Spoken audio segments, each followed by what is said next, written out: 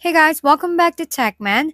Today, let me show you how to change pet name and grow a garden Roblox. Is it possible?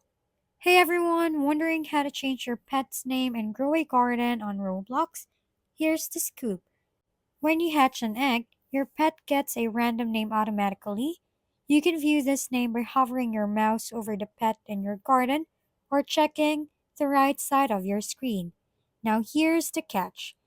There is currently no official way to rename your pet, but don't worry, since the game is super community driven, there's hope for future updates. Some players try trading pets of the same level to go a different name, but it's more of a workaround than a feature.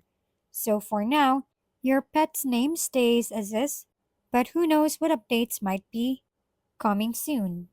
If we've been helpful, kindly give us a thumbs up and don't forget to hit the subscribe and bell button for more contents.